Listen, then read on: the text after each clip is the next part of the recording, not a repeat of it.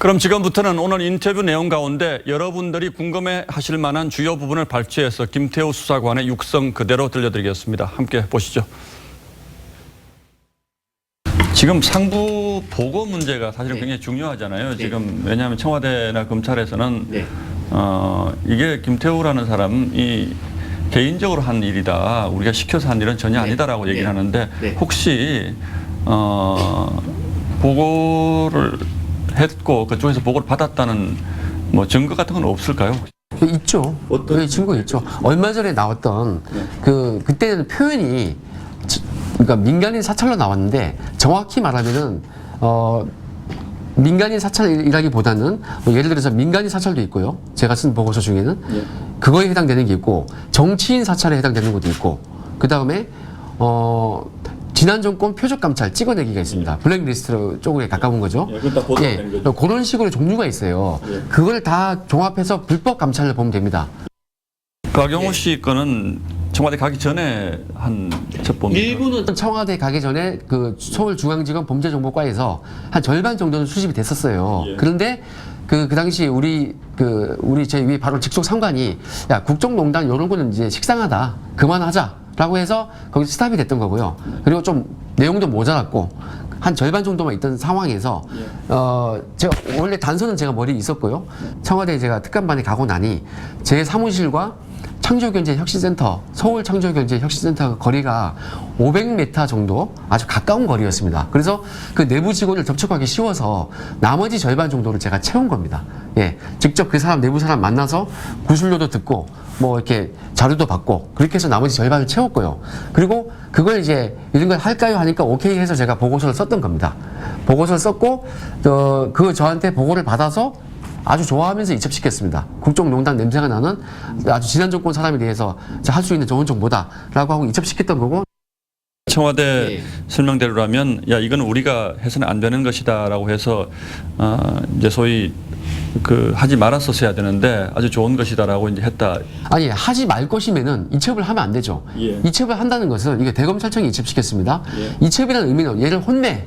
조사해라고 시키는 겁니다. 그럼 이첩을 하면 더더욱 안 되죠. 아예 자기들 말대로 불순물로 폐기를 시켜야지. 그걸 첩보를 인정해주고 이첩시키는 거. 예, 그거는 문제가 있는 걸로 봐야죠. 그러고 나서 특감반 전원이 이제 대통령 외국 출장 중에 교체가 됐잖아요. 어떻게 보세요? 그렇다면 김 수사관님 혼자만 교체할 수도 있는데 다 바꾼 거는 왜 그럼 바꿨다고 보십니까? 거기에 보면 골프 친 게 나와요, 제가. 근데 제가 대부분의 골프 친 게 저희 동료들 한두 명씩 끼고 친 겁니다. 네트워크 형성된 민간인들과 그 동료들과 같이 친 거예요. 거기에 동료가 포렌식 되니까 제가 어차피 같이 조사를 받아야 되는 거 아닙니까? 그래서 공직기가 비서관실에서 저를 조사하고 나서 이 사람들도 있으니 그럼 이 사람들도 김태우랑 똑같은 방식으로 휴대폰을 제출받아서 감찰을 하겠다고 한 거예요. 거기를 거부한 거죠. 우리는 이거 못 내겠다. 여러 가지 보안 사항이 있어서 다른 비서관실에는 내부 감찰에는 줄 수 없다라고 하니까 그걸 항명으로 해석을 해서 그걸 다 복귀시킨 거죠.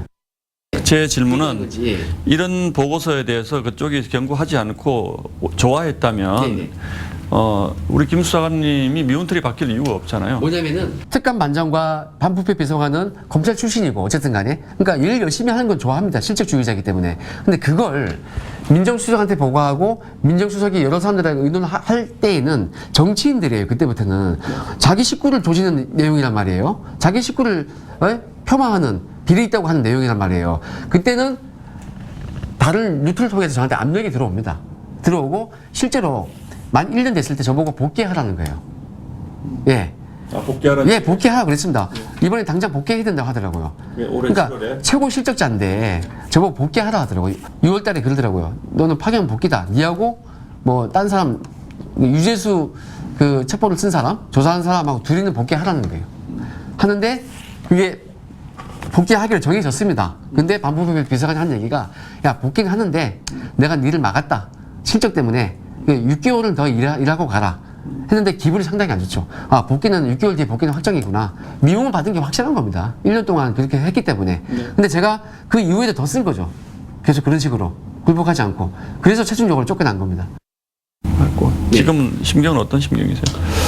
저는 중수부 출신이다 보니 비리가 있으면 열심히 일하는 게 저는 공직자의 소명이라고 생각했고 그렇게 눈치를 안 보고 일을 했습니다. 근데 그 대가가 이렇게 저 표적 감찰을 하고 쫓아내고 저를 완전 비리 공무원으로 낙인 찍고 인격을 말살하고 이런 부분에 대해서 좀 자괴감을 느꼈고요.